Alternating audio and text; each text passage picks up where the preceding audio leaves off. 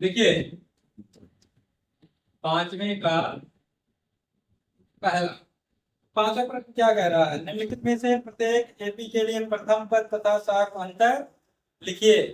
मतलब श्रेणी किसमें है? एपी में है, मतलब समांतर श्रेणी में उसका पहला पद लिखना और साख अंतर लिखना है, जैसे पहले सवाल में किए थे। तो 3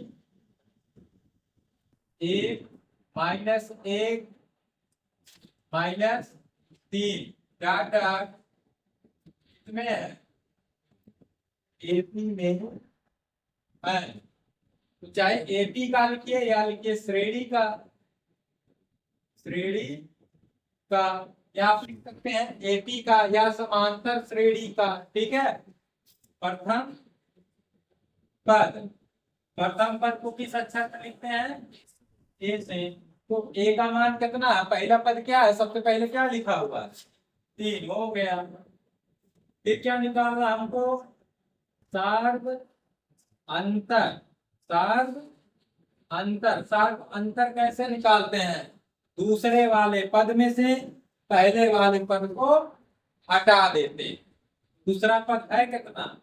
1, घटाएंगे 1 -3 आया कितना? सार्व अंतर को लिखते किससे है? डी से। डी बराबर कितना आ गया? -2। तो सार्व अंतर निकालने के लिए क्या करेंगे? दूसरे वाले में से पहले वाले पद को घटा देंगे, या तीसरे वाले में से दूसरे के घटा देंगे, या चौथे पद में से तीसरे पद को घटा देंगे। बस यही करना है। एक बार और बता दिया जाए। दूसरा क्या है? -5 -1 3 7 डॉट डॉट इसमें है, एपी में है। तो एपी का चाहे श्रेणी का जो भी आप इच्छा वो लिख सकते हैं। एपी का प्रथम पद ए बराबर कितना है? प्रथम पद यह है ना, हो जाएगा आपका -5 और सार्व अंतर डी। डी बराबर दूसरे में से पहले के घटाएंगे तो दूसरा कितना है? -1। घटाना मतलब माइनस बीच में चिन्ह लगाएंगे। आई क्या है? -5। तो ऐसे ब्रैकेट बना लेंगे, जब 2 बार माइनस आए फिर माइनस, और यही माइनस माइनस क्या हो जाएगा? -1 + 5। तो इसमें से ये घट जाएगा, यानी 4। कहीं से भी घटाओगे 4 आएगा। यहाँ देखिए, ये चौथे में से तीसरा घटाओगे 7 में से 3 घटेगा, कितना? 4 ही आएगा ना।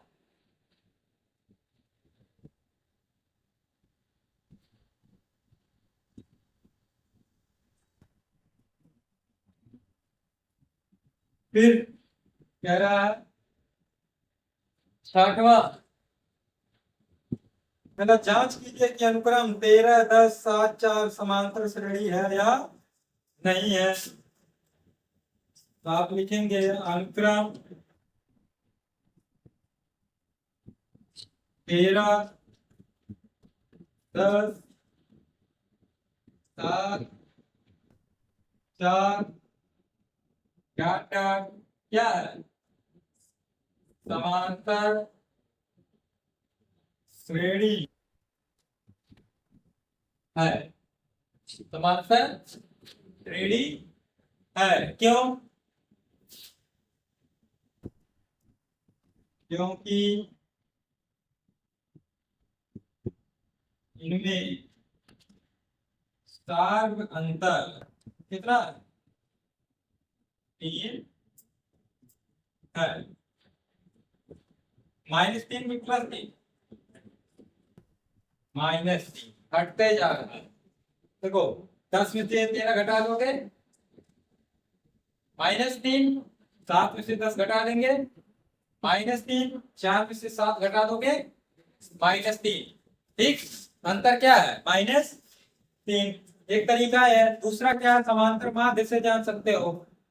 समांतर माध्य क्या होगा? पहले और तीसरे का जो माध्य होगा वो बीच वाला होगा। तो देखिए माध्य बराबर क्या होता है? 2 की संख्या 13 और 7, 13 7, 20 का आधा, बीच वाला पद हो गया। अब इसके लिए देख लो, 10 और 4 14, 14 का आधा है ना बीच वाला पद। तो चाहे समांतर माध्य से कहिए या सारवंतर से कहिए, तो किसमें है? एपी में है, समांतर श्रेणी में है। कह रहा समांतर श्रेणी लिखिए जिसका प्रथम पद 5 तथा सारवंतर -3। तो समांतर श्रेणी का प्रथम पद ये दिया गया है ए बराबर कितना है? 5।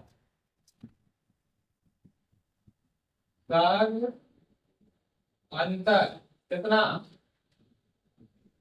टी आपका है माइनस, तो इसलिए श्रेणी कम से कम 3 पद तक लिखेंगे। क्या होगा? पहला पद लिखेंगे, पहला पद कितना है? अगला जो है -3 आपका सारवंतर, यानी अगला जो पद होगा वो -3, इससे क्या हो जाएगा? 5 से 3 कम हो जाएगा, क्योंकि अंदर ऋणात्मक है। 5 में से 3 घटा दोगे, अगला कितना हो जाएगा? 2। इसमें से आप 3 घटा दोगे तो -1। 3 पद लिख के आगे काट कर, या आप पूरा विधि से निकालना चाहते हैं लिखो, तब लिखेंगे समांतर श्रेणी। क्या हो जाएगा? A gamma A plus D gamma A plus 2डी, जैसे इसके पहले सवाल में आपको बताया है रूप लिखने के लिए, वही घूम फिर करते आ रहे हैं। 7वां हो गया। चलिए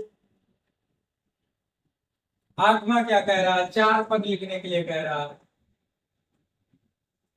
8वें का पहला कह रहा है निम्न सूत्रों द्वारा परिभाषित संख्याओं के प्रथम 4 पद ज्ञात कीजिए। कितने पद ज्ञात करने हैं? शुरुआत के 4 पद। तो क्या है? an बराबर दिया है n स्क्वायर बटे n प्लस कितना? 2। ठीक, तो 4 पद आपको इसके क्या करने हैं? ज्ञात करने हैं। तो जहां जहां n है पहले 1 रखेंगे, फिर 2 रखेंगे, फिर 3 रखेंगे। ठीक, हो गया 4 पद। तो हम लोग निकालेंगे a1 माने पहला पद हो गया। ठीक, तो एक n की जगह क्या रखेंगे? 1 का स्क्वायर 1 प्लस 2। 1 का स्क्वायर कितना होता है? 2 और 1 कितना होता है? 1 का स्क्वायर 1, 2 और 1 3, यानी आपका पहला पद क्या आ गया? 1 बटे सबका निकालो a2, यानी 2 का स्क्वायर बटे 2 प्लस 2।